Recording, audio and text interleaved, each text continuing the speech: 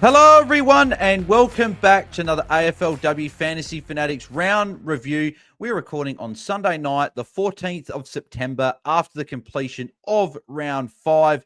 I'm your host, Bales, and you can find me at BAILSDT across the socials. And joining me, as always, is my co-host and fellow AFLW Fantasy Fanatic, Tom Hales. Tom, mate, how are you? How was your weekend?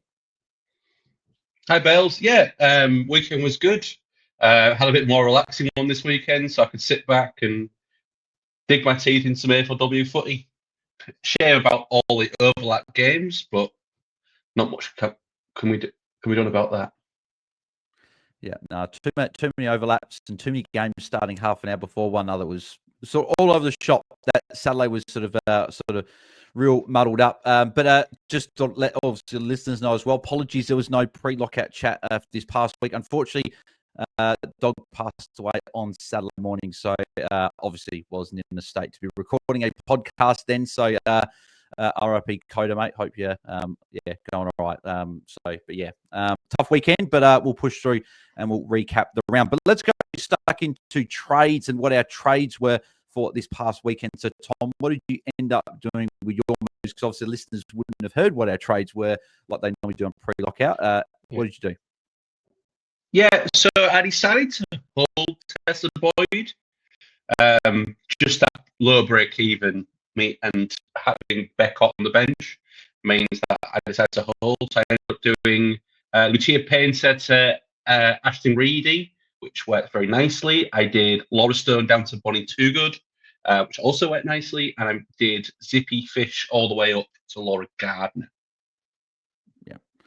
Very, very nice trades there. So you're so liking that. Thanks for telling me about Reedy, by the way. I would have liked to have done that instead of my downgrade, which was very, very annoying. My trades for the week. So end up going Zippy Fish to Charlie Thomas. So with a bit of DPR, the two mids put obviously Greaves onto the field for 1 week and Thomas into defence.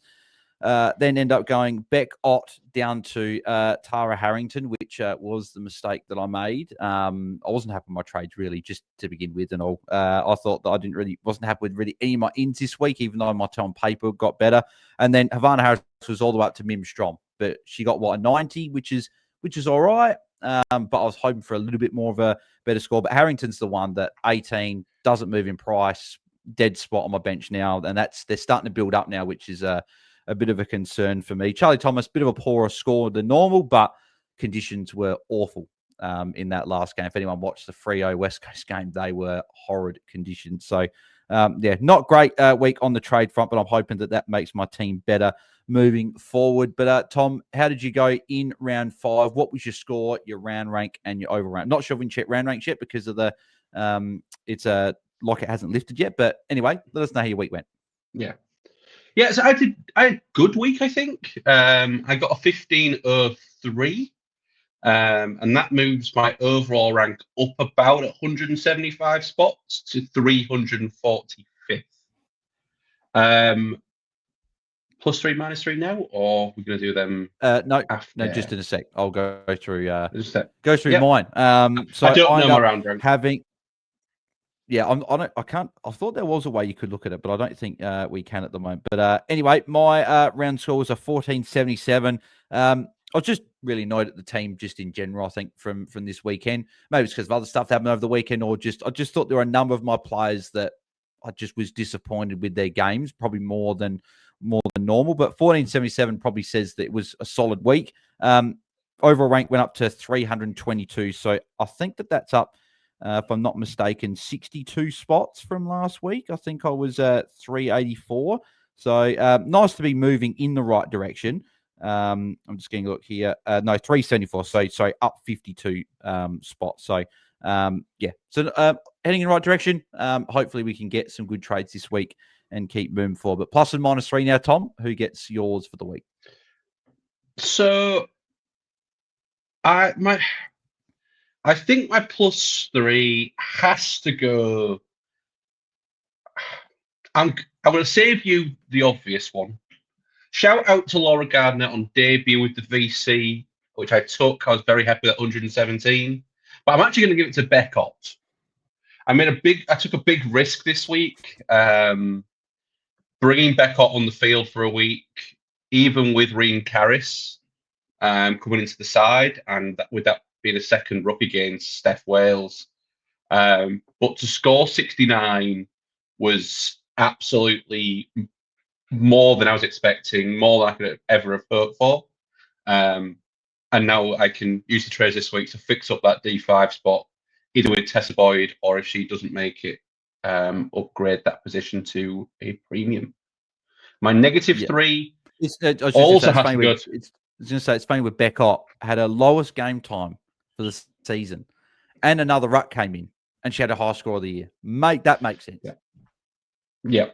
Absolutely great performance. It made one of those where the slightly less game time helped keep her fresher, so it could actually impact more rather than getting right into the ground. And my -3, unfortunately, goes to someone who scored a 30. Erica Roche. Been an absolutely great starting pick for myself. Absolutely loved, especially the last 3 weeks, scoring 70s. Like, I couldn't have asked for more. And then I know it's a tough matchup, but 30 points, he's just a bit of a kick in the teeth. None of the defenders really scored well for North Melbourne. It wasn't just an Erica Roche issue. But that 30 points stopped me from having an absolute barnstormer of a week. Yep. No, disappointing score, unfortunately, from Erica O'Shea. My plus and -3 for the week. She's back. My +3, she's back. Ebony Marinoff, beast mode is back, and she was amazing in this game. I think all of us watching at halftime, she was on 46, right? And I'm sitting there thinking, she'll get 100 again. She finds a way to. She hasn't gone under a ton this year so far, but it was sort of a bit like, okay, is this the norm? Like, is Noffy just a 110 averaging midfielder? Is it just that the way the rules have changed? Is that the way that's going to go?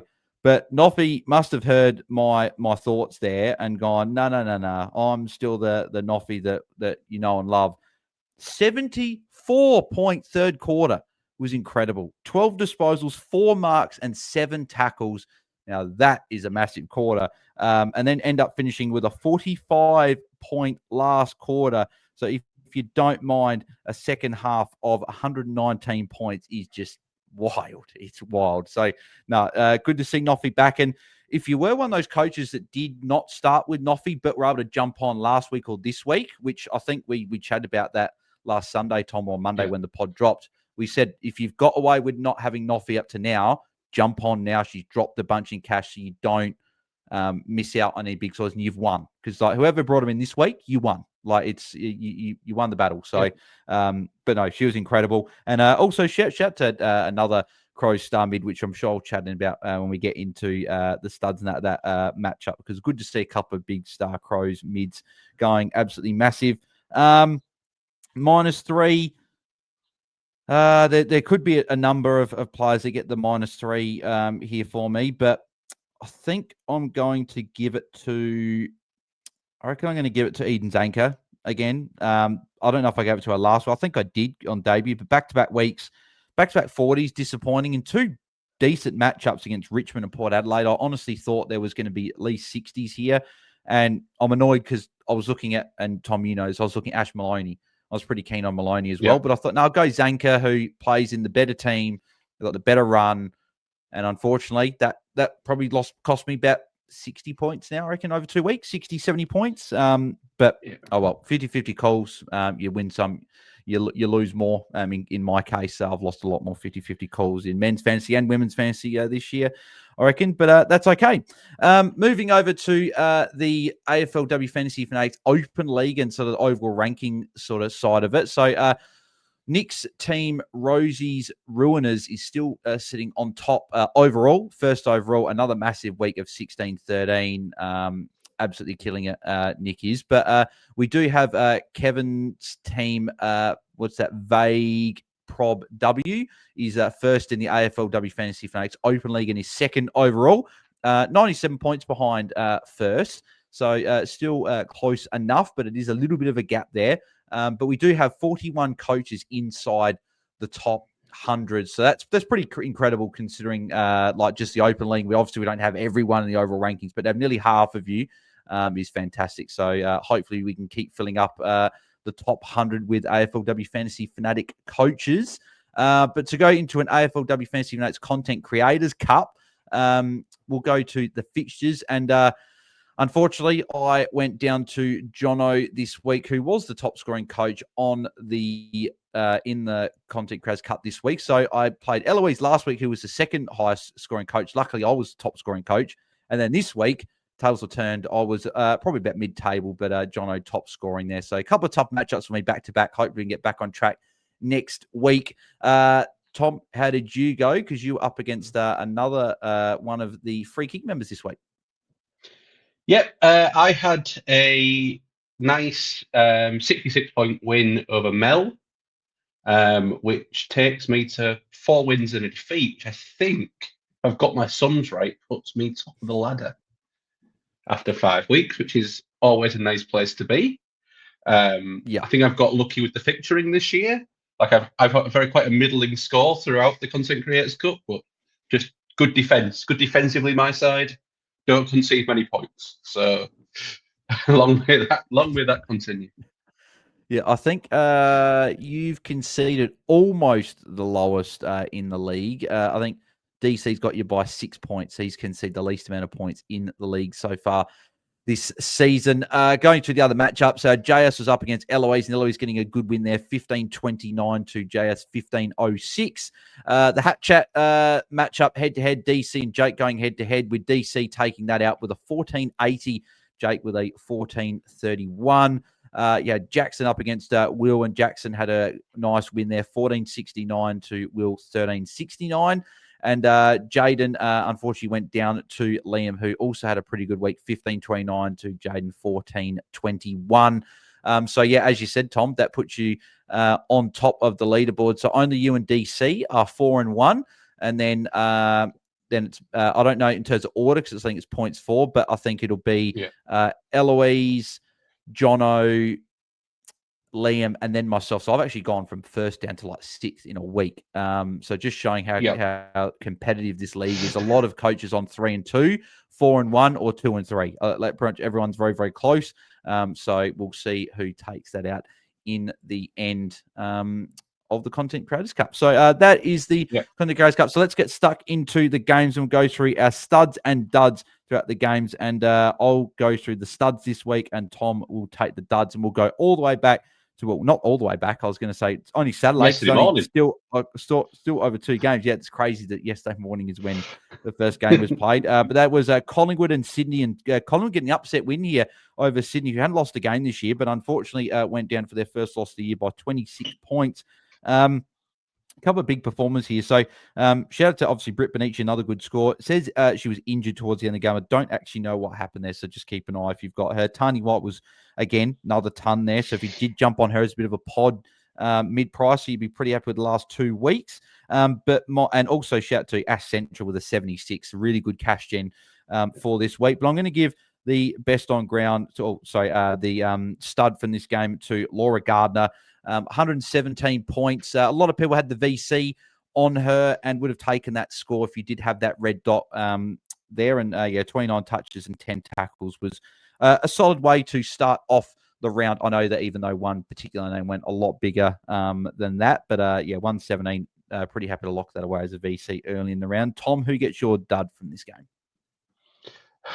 No one did no one fancy relevant did absolutely horrendously this week. I will just shout out to Jordy Allen, who had 8 points after quarter time. She had a 19-point first quarter, then 8 points for the rest of the game. But she's not that fancy relevant this year. I'm going to give it to Zippy Fish. No, you got to send that. You got to send a message. 55 I think 55. She's shown she's better than that, and I just think oppositions are now treating her like the player she is, not like a first-year rookie. Because she's an absolute gun, and I think she's been asked to defend a little bit more, sometimes pushing up onto that wing. I think if you didn't trade her this week, she's got to go next week because she's going to start losing all that great cash that she's earned over the first month of the season.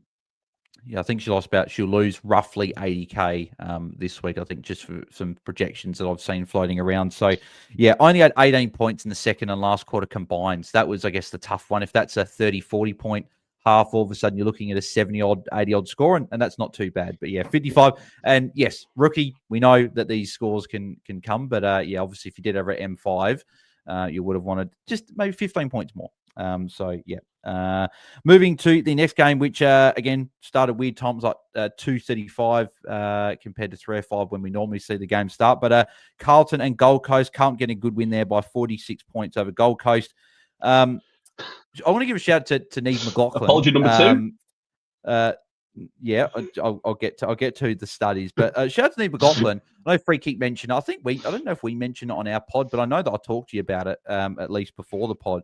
That Neve McLaughlin had scored better in every game that she played. She did again this week, but she still didn't hit the ton. So she's gone 59, 72, 81, 94, 95. So either we're going to get a ton potentially this week, or we're going to get 96.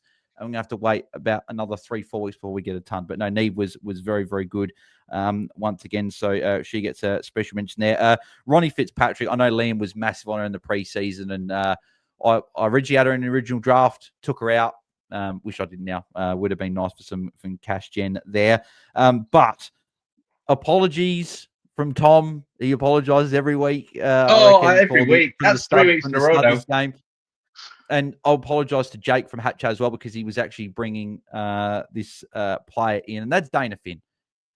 113. She just keeps dominating. Like, she's not playing midfield. She's playing on a wing, but she just finds the ball. She's just a ball magnet at the moment. She's just getting it done. And I know, and as I said, apologies to Jake. He was bringing her in, and I said, no, I wouldn't. She's over $1 million now. She's made all the cash. It's fine. But nope, she can make a whole bunch more cash, put up a premium midfielder score, and you'd be very, very happy you jumped on her. So if anyone didn't listen to me or Tom a couple weeks ago and jumped on her, then congrats. You've had a very, very good pick there. Who gets your dud from this game? I think I'm going to give it to 3 cheap players. And I hate giving it to rookies or rookie price players. But Brooke Vickers, Tara Harrington, and Madison Torpey to score. Madison Torpey scored 25, Harrington an 18, and Vickers in an 11 as 3 possible downgrade options this week. Just can't, especially the 2 Carlton girls against a very bad Gold Coast side. To do that, that's the kind of thing which really stumps your season. With just increasing red dots or no cash gen. Especially, and I am very, very kissed because I did pick the one who did score in this game in Ashton Reedy, who I thought was absolutely fantastic. And I think job security on the opposite wing to Dana Finn is going to be great going forward. Yeah, those low scores from those downgrade options just doesn't get it done for me. Yeah. No, it's I did wish I went Reedy because that would be some nice cash in there. Instead, I've got Harrington on the bench who made 0, and whether she gets dropped. But I know she was injured at the start of the year, so she came in now. So I'm hoping she gets a run and can put some scores up to get some cash gen. But cash gen is drying up really, really quickly. And I know that we're nearly complete. We still need cash because we're going to need to take those sub premiums that aren't quite top 5 to those players that are top 5. So I think cash gen's still important, at least for another few weeks. I just want to shout out to Sophie Mackay with 88 with 3 goals and 16 disposals. She's been good. She's been good as a rookie starting pick. If she was a forward and not a midfielder in the game, she's playing forward, then she averaging mid-50s is absolutely fantastic for a rookie player playing forward, really growing into the season. Unfortunately, she's a mid only. Bring DPP into AFLW. Yeah, no, that'd be good. That'd be good. No, but like I think a lot of us probably would have started her at F6, or even on the field if we want to go cheaper there because the pedigree was there. We knew she was going to play forward, but we're like, well, if she can get bit of the ball and average in the 40s. That'd be great, but she's done better than that. She's gone in the 50s. So, no, shout out to Sophie Mackay. Certainly good genes when you look at her sister, who's a captain of Carlton and one of our fantasy favourites in Abby Mackay, also having a very, very good fantasy career to date. Moving over to the next game, which was Port Adelaide getting an upset win over Melbourne, 43-41. 2-point winners for Port Adelaide over Melbourne. But yeah, shout out to Abby Dowrick, 114, good score with 13 tackles. Eliza McNamara, 107, also just continues to get it done. Ash Woodland, 89 as well, was also very good. A couple behinds, probably could have been a tiny bit more, but 89 as a forward is absolutely fantastic. And Maeve Chapman as well also had a very good game there with an 82 as defender. But best on ground has to go to Kate Hoare. It was one of those days for Kate Hoare. Everything fell in her lap. You just you love those days as a player. It just everything happens for you, and she was incredible. Like again, that tackling pressure I talked about last week was on full display again. Another 10 tackles, but 3 goals, 27 touches, 138 was great. And if you jumped on, which I know Jono jumped on him, and that was a big reason I did lose. Like I think it was Hoare versus Greaves for me. It's a massive difference in the matchup. So yeah, Kate Hoare was incredible. And if you jumped on, you'd be very, very happy. Who gets your dud from this game?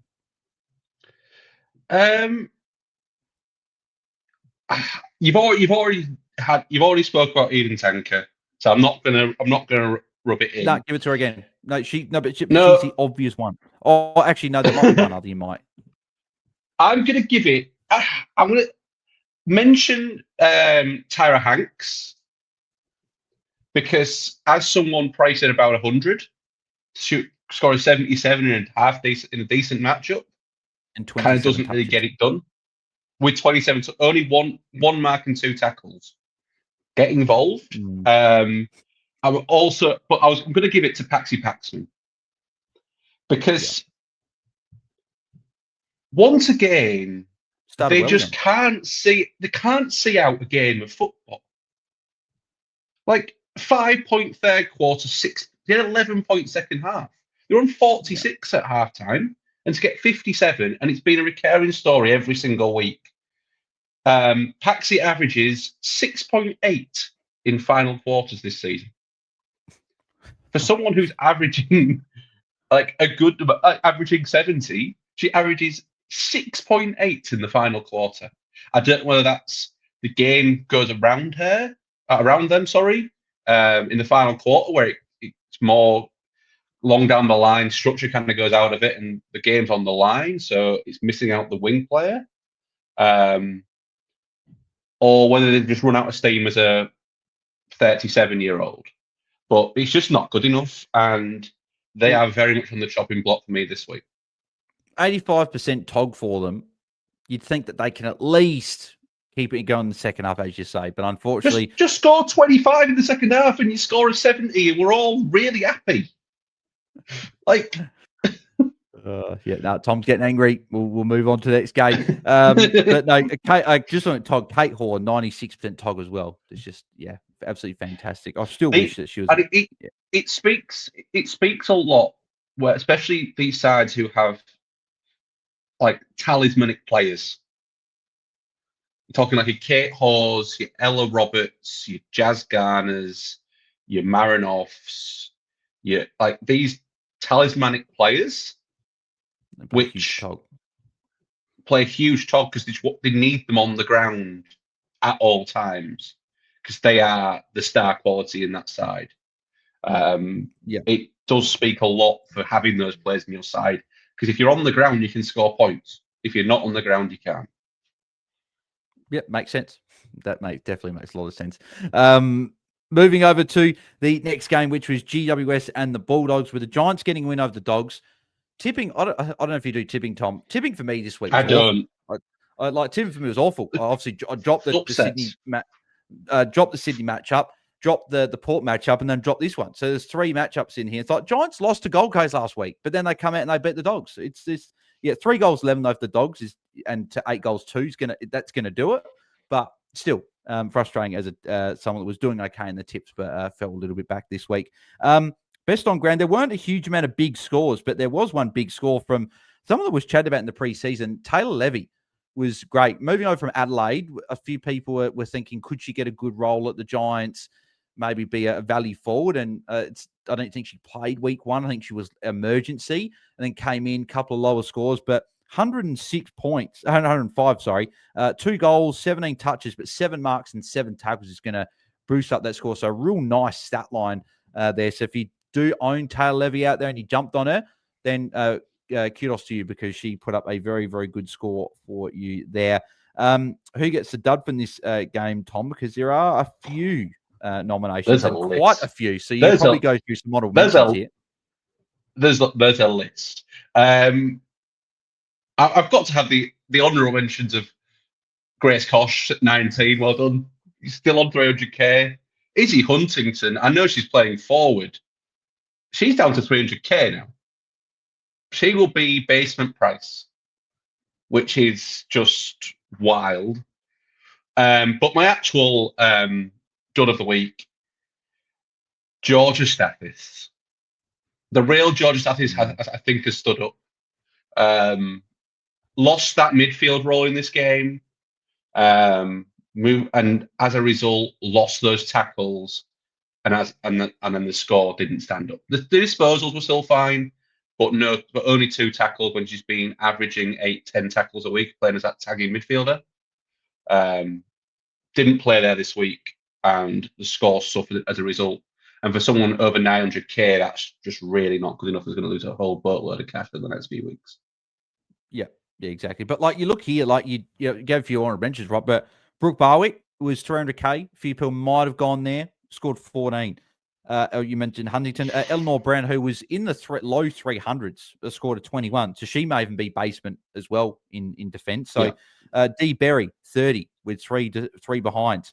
Then you go up a tiny bit, and even still, like I know that Ellie Blackburn still doesn't have a great role, but 49 as well. Like a lot of poor scores in this game. Olisho Dad, 52. That's not what we want to see. I think coaches want Grace Kosh as a red dot to be able to loop. But then if you're looking at Olisho Dad for her to be the solo ruck, it's just ruining, I think, both of them at the moment there. And yeah, I know that good friend of the show, Leah, has mentioned the Giants coaching and everything like that for a while now. So, I think we both fully agree. The GWS Giants won 5 hitouts. As a team, they won 5 hitouts. O'Dowd won 3, Kosh won 1, and McCormick won 1. To be fair, it's a poor score from Alice Edmonds with a base of 32 hitouts. Yeah, to only score 67. She's been great.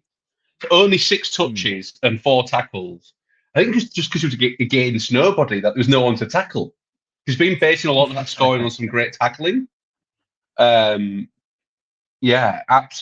Just a weird and quite a poor game of footy to watch. I thought this one wasn't the best game. But well done to GWS for getting the points and off the mark. Yeah, exactly. Moving over to the games from today on the Sunday. So moving to the first one, which is Essendon and St Kilda, with St Kilda getting a big win here. 52-point winners there. And some honourable mentions here. So Jessie Wardlaw was very good with a 107 with 3 goals. So if you did jump over there, she was value under 700k. Great matchup. She really repaid the faith for those that jumped on.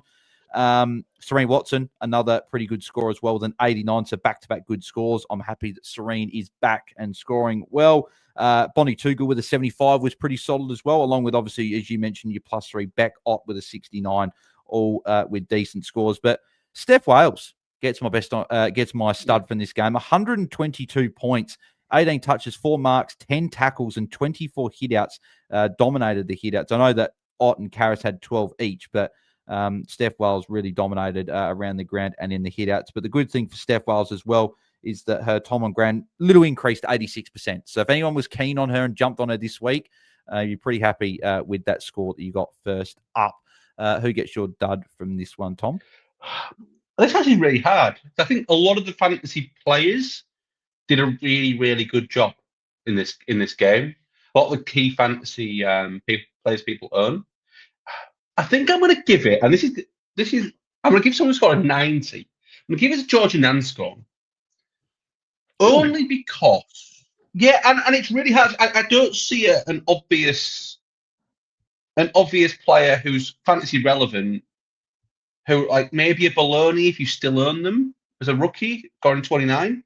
But I think Hill was a good matchup, a decent matchup for midfielders, and to only score a 90 when you kind of masquerading as that, okay, are they going to be a top 5 midfielder? Had a great start to the year to drop a 90 being a trade-in target kind of isn't 15, 20 points under where you kind of want it to be in this kind of matchup. Yeah. But that is very harsh. Like, it's very harsh. But there's no one like obvious for me to give it to, really. Yeah, and that's fair enough as well. I think it was a decent game overall with scoring. There was something I was going to mention quickly from that game before we went off, but I can't remember what exactly what The I fact was going St to say. Kilda won by 9 goals. Yeah, no, it was a good win after that struggling against Hawthorn the week before and winning this game. No, they performed very, very well. Moving over to the next game, which was Richmond and Geelong, with Geelong winning by 30 points and a couple of decent scores from this game here.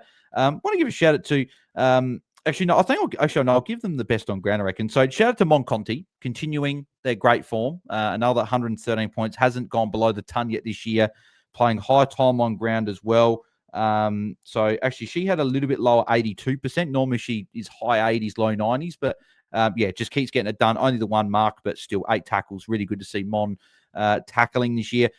George Pasparkas, okay score with 98, but 31 touches, a lot of handballs. And if she marked the ball, she only took 1 mark. She could get to marks.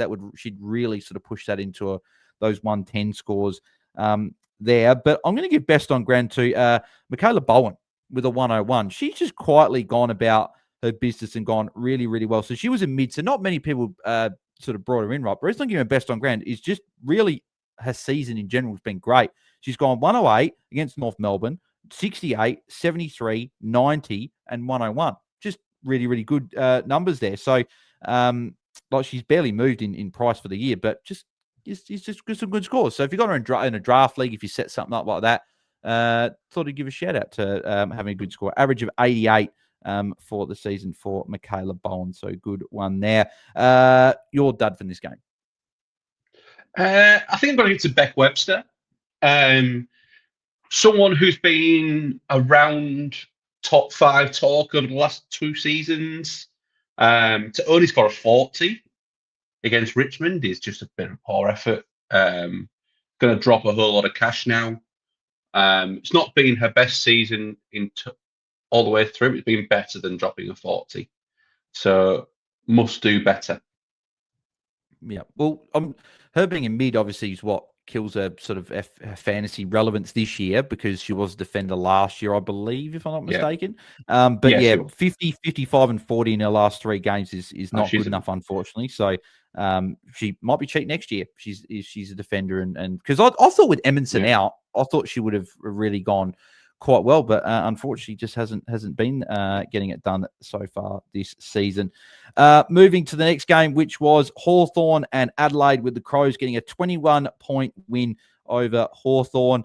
And I have to give the split stud in this one here, because they for a long time have gone hand in hand with each other. Like back in the Maroons Magic days of fantasy, for when I first started AFLW Fantasy, being a Crows fan, I always started Ebony Marinoff and Anne Hatchard in my midfield. And it turned out to be a great call every year. Last few years, obviously, Anne Hatchard hasn't quite been at the same level, because Noffy's just gone to a completely another stratosphere in terms of being the best player in the comp for fantasy. 165 for Noffy, 136 for Anne Hatchard, 2 goals, 29 touches, 7 marks, 7 tackles, even got a hit out there as well. So filled up all the stat lines there. And as we mentioned before, Noffy with 165, 32 touches, 24 kicks is really good, 5 marks and 16 tackles. I'm sure we'll be chatting about Anne Hatchard and Noffy when we get into the trade-in section. That is for sure. Moving over to the dud from this game, who gets it for you, Tom? It's going to basically the Hawthorn midfield. Jazz Fleming, Emily Bates scoring 45 and 53 respectively for two premium-ish midfielders to be scoring 40s and 50s. I know Noffy and Hatchard had an absolute field day, but you've got to do better than that. You got that. If you have them in your side, it's just killing you. I know it's Jazz Fleming's first game back after a layoff, but Emily Bates started the season over $1 million and just shadow of last season's scoring potential. As a Laura Stone owner, right, I am biased towards wanting Laura to do well. I just didn't understand when they were getting beaten badly in the midfield, and the midfield wasn't really getting the ball, while Laura Stone was stuck in the forward line when she'd actually shown some real promising signs in those games before. Last 2 weeks, she's been put out of the midfield. 56 was still good again, and 55 last week, so still getting it done enough.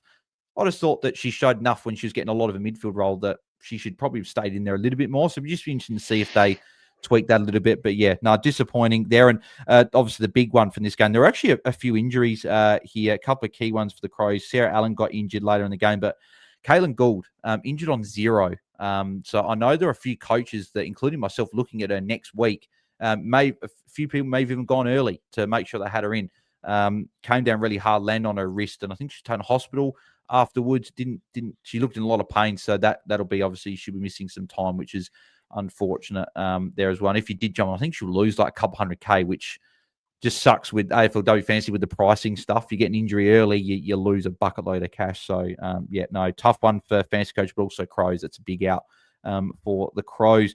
Moving over to probably going the round, or before the round it was anyway, Brisbane and North Melbourne. But again, North Melbourne just making easy work of another opponent, 29-point winners for North. Some good scores here. So obviously I'll give a honourable mention to Jazz Garner, 117 on return. Easy as you like. Just come back. It's like shelling peas for Jazz Garner, putting up some good numbers and fantasy scores. Another 117. Mia King was also very good with a 116. And Ash Riddell with a 106 with 34 touches, all getting it done there. And also, shout out to Blaheen Bogue again, getting it done. 70 points. If you started being Bogue over Grace Kosh, you were winning. And you were going very, very well, I would imagine. Mm-hmm. But best on ground for me, someone we're going to chat about a little bit after as well. Ali Anderson returned to some good form. She struggled the first 4 rounds of the season, but looked much like herself in this game. So the first quarter, not much, only 13 points. But after that, 34-point second quarter, 38-point third quarter, and 32-point last quarter to get it done. 25 touches, 4 marks, 9 tackles, and a goal against North Melbourne. It's a really good effort. And we're going to chat about her again when we get into some trade targets later on in the show. Your dud from this game?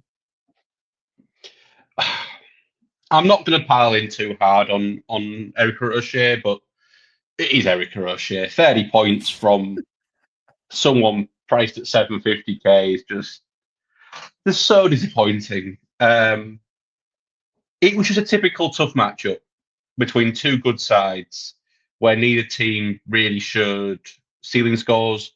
So underpass scores from the likes of Brie Conan and Jade Ellinger with 54s, Alice O'Loughlin with 45. Emma Carney, 58. Emma Carney, 58. Yeah. So just kind of tough matchup. Well done to Ash Riddell with a 41-point final term to get that done. Just finds a way. Which was great. Was great to watch. Yep. No, she is a gun. That is for sure. Moving to the final game of the round in a very wet and wild Western Derby, with Freo getting the job done again over West Coast. 7-point winners, and they still undefeated in the Western Derby. There. Oral mentions Ella Roberts, 111, just a gun. Her last half as well, I think Tom, you were saying was, I think it was like 75 or 76 points, something like that in the second half. So she was great. 70-point second half. Yeah, so she was very good. Yeah. Ash McCarthy, 102 was good. And also, shout out to Mimstrom's last quarter. 45 points to get to that 90. Doubled her score in a quarter. Certainly say I was very nervous bringing in a $1.2 million player. And I remember people in a group chat that we're in were saying for me, stop complaining because I was so far ahead of people. But yet I traded in Harrington, who scored an 18, Thomas, who wasn't doing much, and Strom, who was on 45 for 1.2 million. So you better believe I was complaining because I wasn't very happy, and I only turned it off because the player that I did trade out 2 weeks ago, and you did as well, Tom, unfortunately. Kiara Bowers, the conditions were a match made in heaven for Kiara Bowers. She loves these conditions. 14 tackles, 21 touches, 1 goal, 127 points. It was just everything that Bowers does, she did, and everything she doesn't normally do, she did as well, right? She took an intercept mark towards the end. She kicked a goal where the ball just landed in a lap at the back of her pack, and she kicked the goal only like a meter out. And I was sitting there going, this is unbelievable. But no, this was the first week. This first week this year that I've gone, oh, Bowers is back. Yeah. This was terrible. Like, I got that feeling. Yeah. I got that feeling as well. I think we might even chat about her when we get into the trade targets as well, because she could be someone that you do look at. Your dud from this game to finish us off.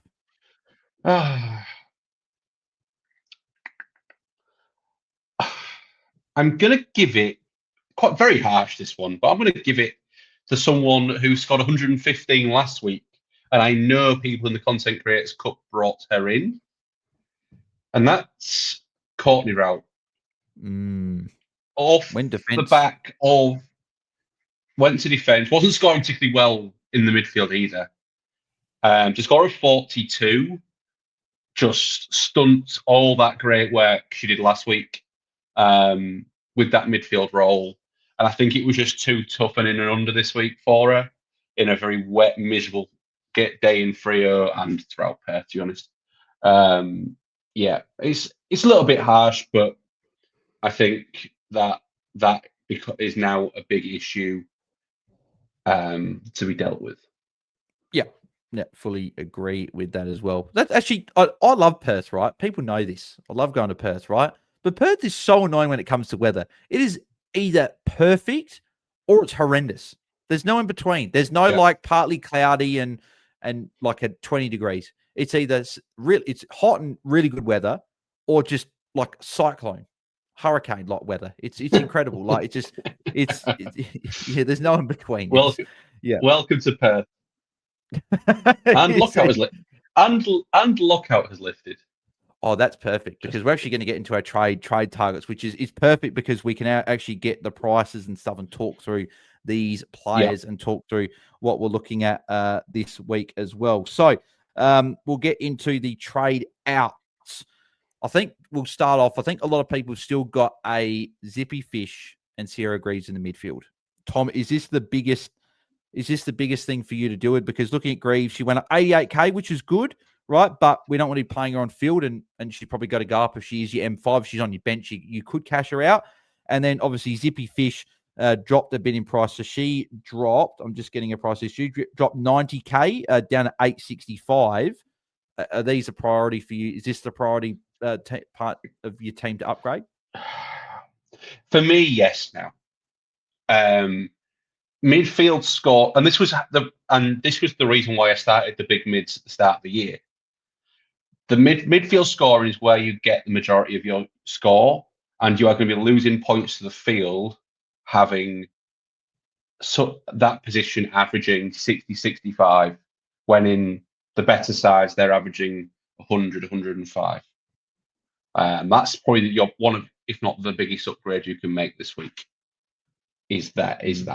So that's definitely what I would be doing if I had one of those at M5. I agree. You can even trade Greaves on your bench. Get that cash. Because her break even is going to be about 60. She's not got that much more cash to make. She's priced at 60. So she's not got that much more cash to make. Yeah, great. Yeah, I think it is time if you got a particular on field, like she's on my field, that I knew that I'd be upgrading her this week, but I banked a couple 100K plus I've got other avenues to upgrade us. That's something I'll be looking at doing this week. Besides that, though, there's not, I guess, like a lot of like you traders, right? You're trading at rookies. Like if you've unfortunately got a Caitlin Gould, you've got to move her on. So if you'd probably move those players out, we're looking at players, I guess, that have either plateaued in their scoring or you just don't see as being like a top 5. So like if you're looking at like the most highly owned players here and you're looking at trade out, so like in defense, you're looking at like, could you jump off a Brie Conan type player? Like that's what people might be looking at now, like, right? Could you jump off her? Like Georgia's status is dropping, maybe probably not trading her out, but she lost the role. Like, did you sideways to someone you like? What would you be doing with these players, Tom? Because like, I think we're in a position where a lot of people have upgraded a lot of their field team now. They might have one rookie to go, but maybe you go rookie down, that player up, and then you've got a sideways trade. Is someone like a Brie Conan or Georgia Stath in defense, someone, even Paxi, do you look at sideways in them to someone? So we're very much into luxury trade. Let's look at fixture runs season. So Brie Conan is a specific example. She's got a green matchup in Bulldogs, green matchup in Richmond, decent matchup in Gold Coast, green matchup in Port Adelaide for defenders, which is where she's playing now. So she's got good matchups going forward. I think you can hold.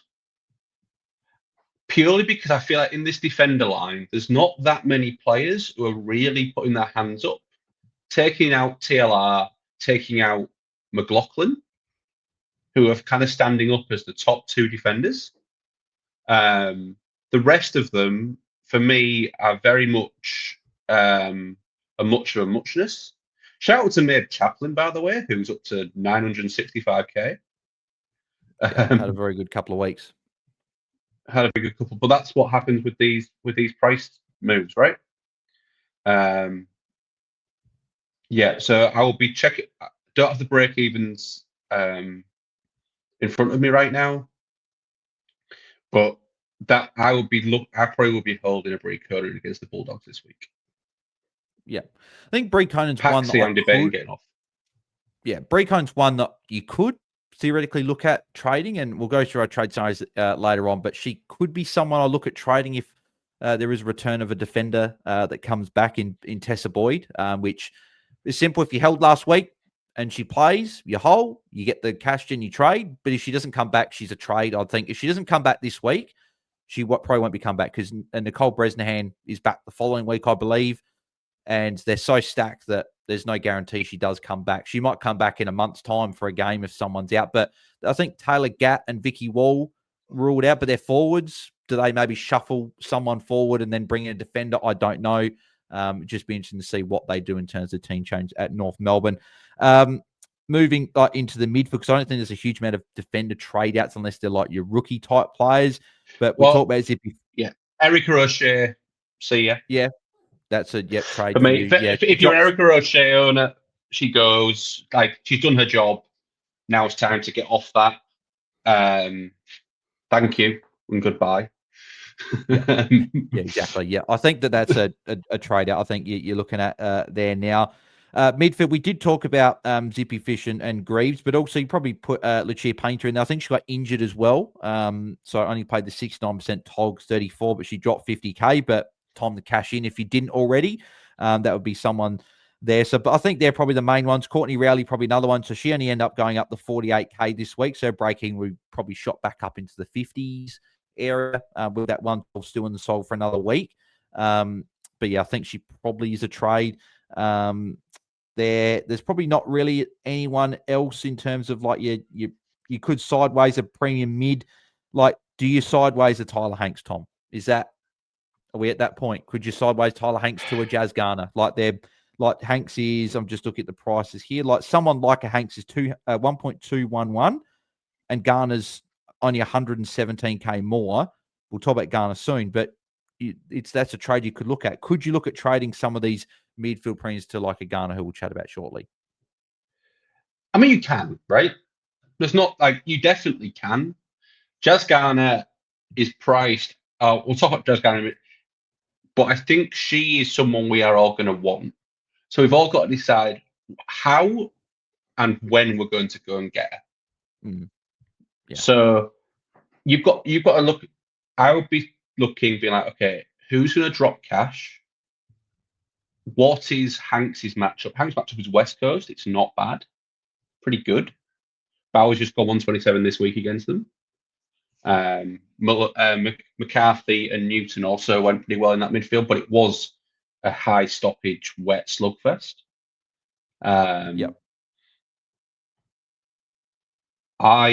You can definitely jump off, but I would only be jumping off someone like Hanks if you're really happy with your Rest of your team. Yeah.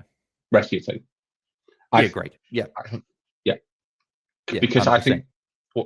I think someone who we're going to talk about right after these midfielders is more of a trade than a Hanks. Yeah. So we'll move over there into the ruck. So like Mimstrom is the target, right? We'll chat we'll chat about it now, like in terms of we'll just chat the trade in for the rucks, because if you're targeting a ruck, it's Mimstrom. She's 1.217. She had a great last quarter. Wasn't really conditions for her to really dominate. There were a lot of drop marks. Normally she'd take those and felt the stat lines, but like Matilda Schultz dropped a little bit. Break evens, I think 110 or somewhere around that now. Ali Morfitt had a lower score, dropped a little bit. I think if you've got it, maybe a Steph Wales, you probably hold after that big score, even though she comes up against Strom, and you probably hold Lucy Wales because she does have Collingwood this week. But like Alice Edmonds, if you've got is it pretty much just if you've got any of these rucks, you've still got Havana Harris, is just Mim Strom, just get that trade done? I think yes. The one thing I will say to that is if you've got other things to do, that is more of a priority. Like, say Boyd's not named this week, I want to have O'Shea and Boyd to deal with. I'm happy playing Schultz against Piper Dunlop, Bridge-Along. I think Schultz could score really, really well in that match. So but if you're looking for something to do with a third trade, you've got to spare 150k, that is the trade. Get Strom, lock Strom away. She's a VC option for the rest of the year. She doesn't have the best run in the world. The run's fine. There's no real big red ones until round 12. The run's okay. It's not like green. It's like slightly red, fine, slightly green. Like it's an okay run. But Mimstrom will be the number one ruck this year. She's probably at a cheapest price now. So be looking to how you're going to get her in, if it's not this week, in the very near future. Yeah, agreed. And moving to the forward line, again, Laura Stone, I think probably a trade at this point. Like, again, she scored well. Just, again, the role wasn't great. Like, her TOG was up, I think, a little bit from previous weeks. I'm just trying to get up, but it's not, for some reason, loading for me in terms of her TOG. Tom, I don't know if it's going to load up on your screen, phone device, whatever, but it's not loading for me, which is... she had 65% TOG. Yeah, so slightly up, but still a little bit low. Started both the first and second quarter on the bench, third and fourth quarter, started on the ground, but playing forward, I think you're a stone's throw away from a Bonnie Too Good upgrade. Dang, I got that one. I'm pretty happy with that one. I don't know if that went straight over your head, but no reaction. Oh yeah, no, sorry. I'm just thinking about my opinion, if I'm honest. Yeah, because fair enough. Because the thing is about Bonnie Too, and we'll talk about Bonnie Too Good in a minute when we go on, because Bonnie Too Good's run hits a big wall. There's a big wall coming up in a fortnight. So I will be trading out Laura Stone. Whether it's to Bonnie Too Good or not, we can discuss in a second. We'll get onto our forward trade-ins. But I think Laura Stone, once again, it's another player who's done their job. Now it is time to move them on and move them towards a top 5 player. So, like if you own, say, and this is for Bales, if you own, say, Eden Zanker, I don't think you can trade them out with the run of West Coast, Gold Coast, Essendon, Freo in the next 4. Oh, no, 100%. No, like I was looking at Zanker's price, it dropped a bit, but you're not trading her or Harris. You're keeping them for these matchups. Yeah. The role's not as good for Zanker. She's still getting a little bit of midfield time, but it's not what it was at the start, and the scores haven't been there. hopefully they turn around with these because these are great matchups, right? West Coast have got a lot of defenders out. Like you mentioned, Gold Coast there as well. Essendon have got injuries. So the matchups are amazing for Melbourne forward. So you're not trading those out, but no, it's a good point to bring those two up because a few people might be looking at them. Caitlin Gould, unfortunately, if you've got her, she's a trade. I just read there that they're expecting her to be out for an extended period of time. So whether that's the rest of the home way season, whether it's the rest of the year, who knows? It's sad because she was going to be. I was expecting to talk about her right now in the trade-ins this week because she had the Gold Coast matchup coming up, unfortunately. Besides that, those other rookies, you still got rookies, trade them out. Final one, is it a waste of going a Grace Kosh on your bench to someone making money? Like, I don't know exactly who that is. Like, if Lauren Young comes in, let's say Lauren Young comes in this week, right? Is it worth going Grace Kosh across to Lauren Young? I think it's a waste. I think it's a waste. We're basically hoping that she gets dropped. I don't know what use she's doing in the side. She's not giving anything. She's not hitting. I don't understand why she's getting picked. But if she becomes the red dot, I'm happy for her to become the red dot. Yeah, I fully agree. Moving to the trade-in target. So let's go through, and we'll go through defense, and then we'll wrap up the show. So defense, I think it's still the same as always. If you can afford to Lucas Rod, they're still a great option. Like Neve McLaughlin, Maeve Chaplin, Carriage McCormick, Emma Carney are all expensive, but you're pretty happy with what they're doing at the moment. Yeah. Serene Watson, she's up about 867, so only down 9K for the year now. So all that cash she lost is there, but back-to-back good scores. Is she one of the top targets that you'd be looking at, Tom, in defence? Yeah, really nice run for St Kilda for the rest of the year.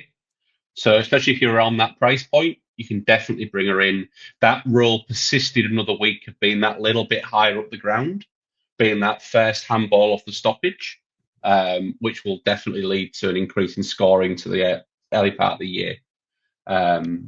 So I think she's a definitely good target and someone that if I could decide to go one way, someone that I might look to bring in this week.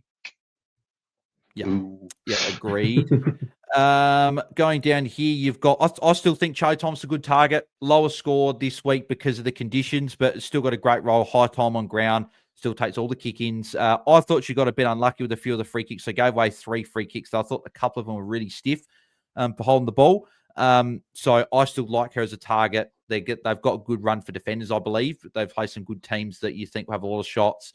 Ball will be back there. Like Melbourne this week, I think will be a good matchup for Charlie Thomas. So I like her as a target.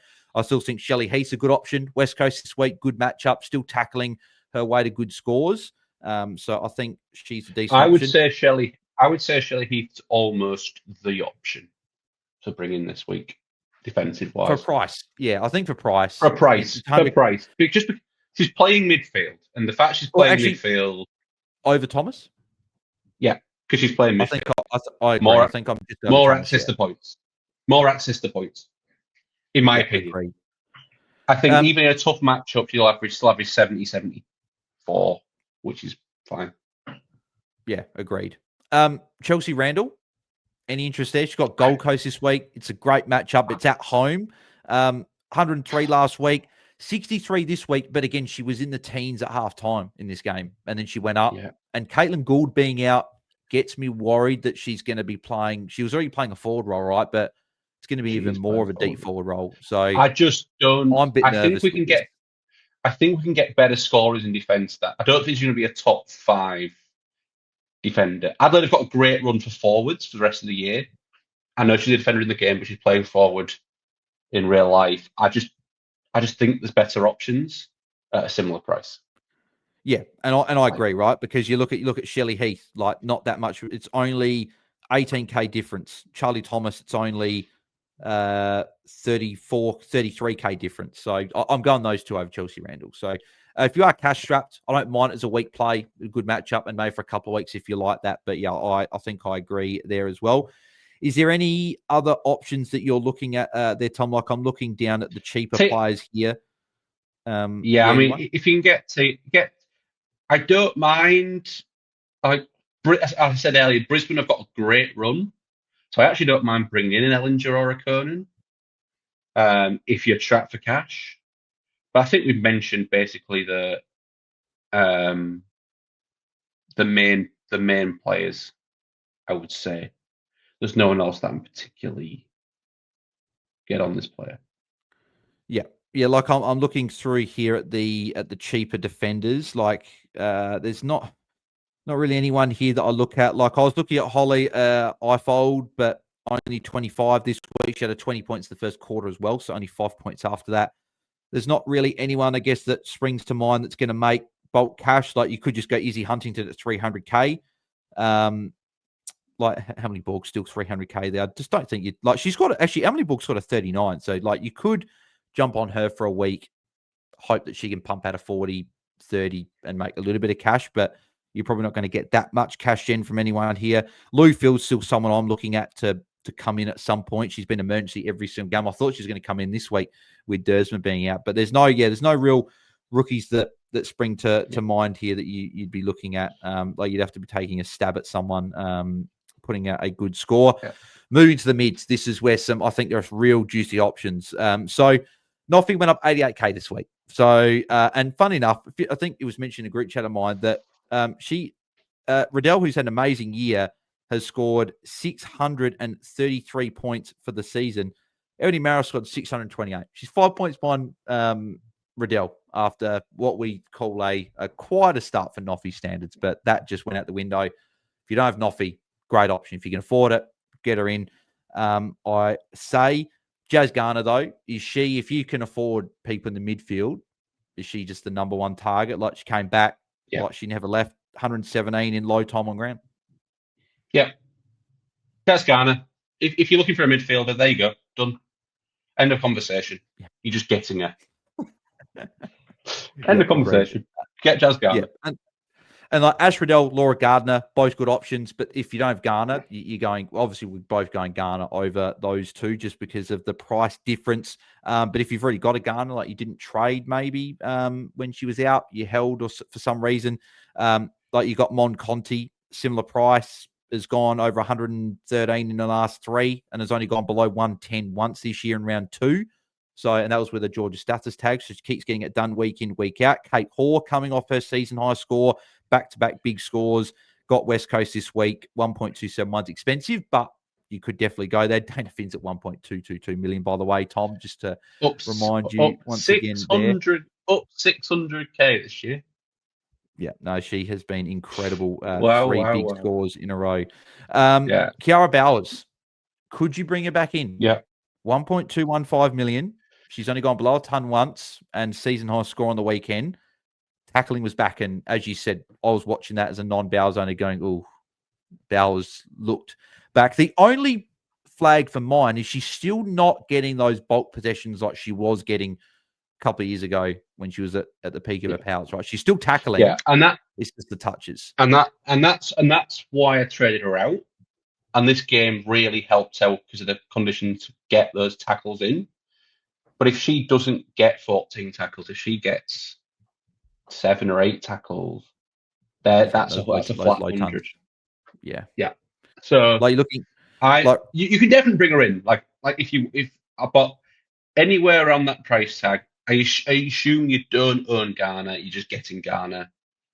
Yeah. However, there's a couple of interesting names at a much cheaper price that I want to have a chat to you about.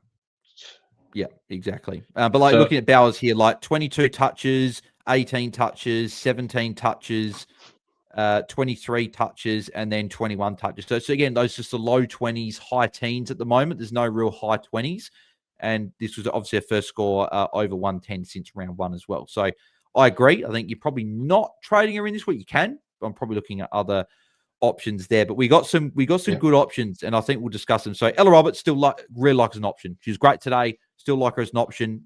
Just a tick under 1.2. G-Prez, again, another, it was a ton, but Champion Data, took a handball away late.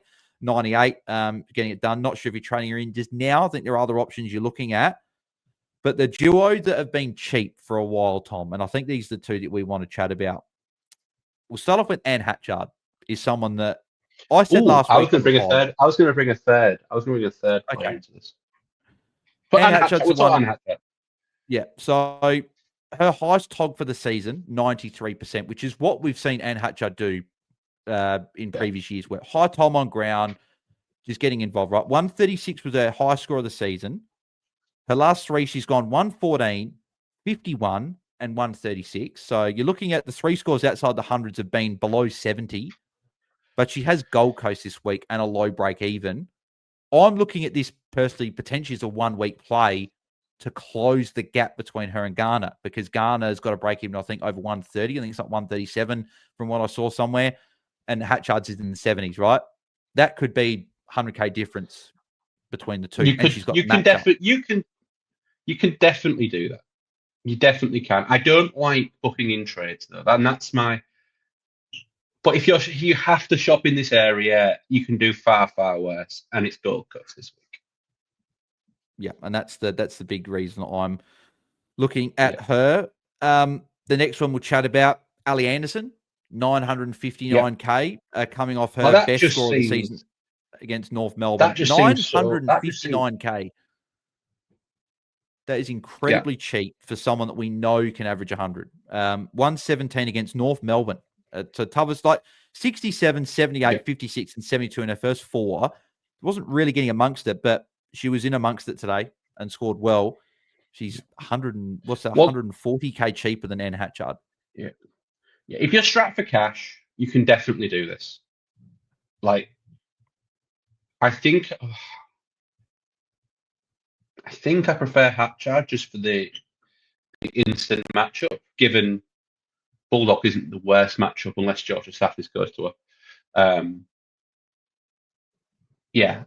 don't mind. The one I wanted to bring up, someone who a lot of people have started, is now priced at the next person. 1.017 million.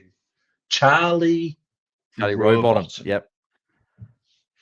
She 89 on the weekend. So cheap. I don't think you do it because I've not seen a score yet. But these are the sort of trades, though, that if someone does it this week and she pops a 120, they'll go, that doesn't surprise, and that's what can get you up the ranks, is jumping on someone before they pop. Yes, if you're shopping in this, I think she would probably be my pick as someone who possibly could be a top. If you're trying to have a throw at the stumps, to have a pod who is going to go up in price and has the ability to average 110, Charlie Rowbottom is that person. But it's just that the worry. I've not quite seen it. The worry with Rowbottom is that she had 29 touches, which is great, but only 3 tackles. You sort of wonder, is that shoulder still a little bit sore, and she's not going to get those high tackle numbers? Because before that, she had 5 against Port, and then only 3 against Sydney and 6 against West Coast. So it's like they've been low anyway. Yeah. But with a sore shoulder, you think that maybe they're low. I agree. If you've got not even 80K to get to Anne Hatchard for that matchup, you're probably going there first. The pod option, I think, in all these options, could it be Mia King? Back-to-back tons, 100 and 118. Had a good score this week. Got Carlton coming up. Could you go there? I just can't. Or do you just think there's other options? For me, no. For me, Mia King will always be the third banana, or even the fourth banana with Tripodi continuing to improve. Like, she's very good. I just think she's too expensive for her kind of. She had a great game today, an absolutely amazing game today. But that game has to be a 140 for her, because that's like her playing at her best. I still don't think she's quite got that ceiling or consistent enough ceiling to bring in, especially when you've got these fallen uber premiums who have scored 110 plus in previous seasons. Yeah, I agree with that as well. Also, Ronnie Fitzpatrick, 947K, up another 126 on the weekend, up 518K. It's back-to-back years we've missed the Carlton mid-rookie to jump on. Matty Gearon last year, Ronnie Fitzpatrick this year. Yeah. So next year, start whichever Carlton rookie's there, and they're going to average well and make a lot of cash for you. You said there was one other mid, though. Was there one other mid that I've missed? That was the mid, Charlie Rowbottom. Oh, Charlie right bottom. Cool. Oh, yeah, there you go. So there's the 3. You said 2, so I get it. Yeah. Yeah. In terms of the rookie picks, so like going sort of down in terms of the list, in terms of if you're bringing anyone in, I'm going here. So if you got India Rashid, she made 60K with a 68 in this game. So better score from her there. Ella Smith also made a nearly 80K as well. So those two making some good money. Going here, you've got Lila Keck is 399, scored a 56. Could go there. North Melbourne, though, is the big worry for her there. But I think the one that you jumped on last week, Reedy. Yeah. 53. North Melbourne this week isn't great, right? But she's 370. Got to probably have a low break even. Is she the pick of the rookies this week if you downgrade? I think she's the one. I think so. I'm not expecting loads from her. I'm expecting a 40. She's definitely not fieldable. Agreed, but I think she's probably the best, cheapest player. That isn't just 300K. Yeah, and I agree. And I don't actually think it's particularly close. Just seeing the other options that we've got available, there's no one really putting their hand up as an option to be looking to bring in. Like there's like no. I was hoping that Harrington was going to be that player we're going to be talking about tonight as someone to bring in that I jumped on, but unfortunately that is not the case. And there's not really anyone else. Like Grace Martin scored a 42, but she'd been in the 20s and the 30s to begin the year, so I don't know if you're jumping on there. There's probably very, very slim pickings in terms of rookies there. Going over to the rucks, we talked about Mim Strong already, so probably not much else really to talk about. There's no real other option I don't think you're bringing in besides that. Get Mim Strong. So we'll move to the forwards then, and we'll go here. So is there any forwards that scream out to you that, well, Caitlin Gould was the one, right? That's the disappointing thing. I was looking at bringing her in. So we'll start with Bonnie Toogood then. 718K. Freo this week, and then they go into, I think, North Melbourne. So it's tough, right? But the positive thing I saw in the third and fourth quarter is she was around the ball. She was actually at some stoppages around the ground. So she was actually playing up the ground, which I think is going to happen. I think Bannister could be back this week, if not the week after. I think it's a good play. She's going to make money. And it's not too far away from Stone as well. Okay, so I did bring her in. However, Essendon, after Freo this week, have the worst run by comfortably for forwards for the rest of the year. It's North, then Melbourne, then Bulldogs, then Brisbane, then Hawthorn, then Sydney. It is horrendous. But this week's a decent matchup. She will make more cash this week. You can definitely do worse than do the 30K from Laura Stone to Bonnie Toogood. Yeah, that's something I'm looking at. Obviously, we'll talk about trades as well. That's something I'm definitely having a look at. You're just going to need a parachute off. Yeah. At some point. So. Agreed. Jessie Wardlaw's up at 809K. She almost missed the boat in a way. Like she's an expensive price, but got Richmond this week, so another good matchup there. 107 there. So it's a great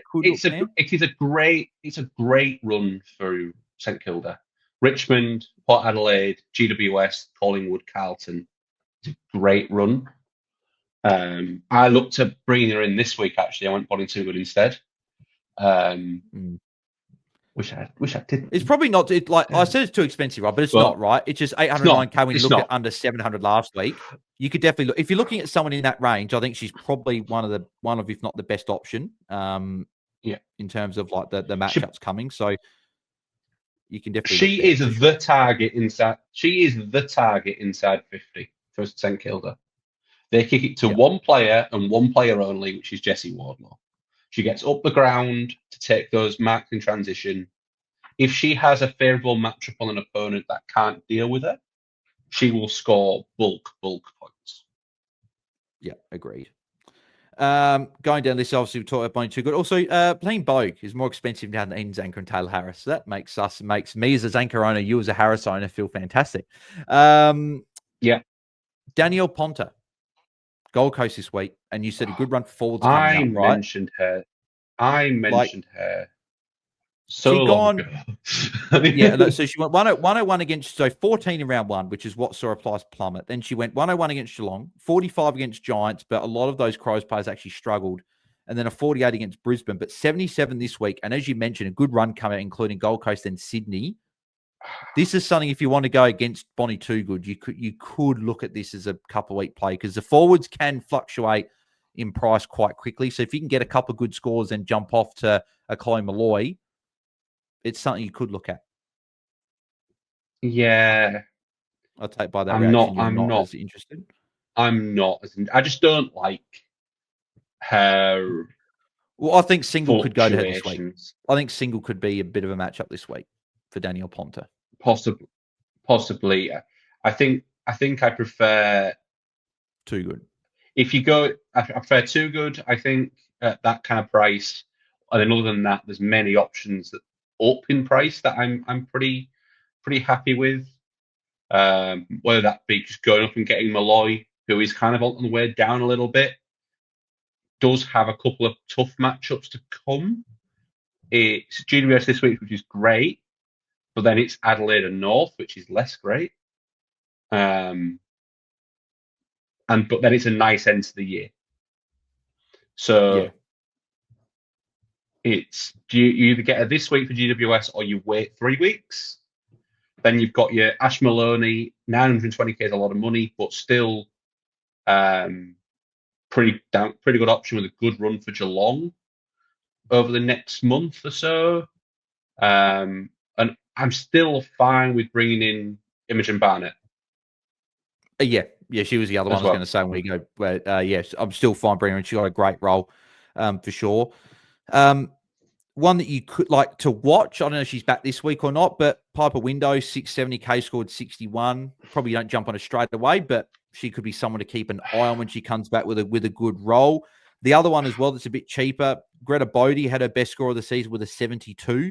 She's gone 3 scores in a row over 50, and they've got their run opens up now a bit Hawthorn, because they've got Collingwood, then they go into Geelong, then Freo, and then they've got Gold Coast. So it's not a bad, and then Port Adelaide. So it's actually not a bad run, really, for the remainder of the year, because then they go Essendon, then North, they finish. So, yeah.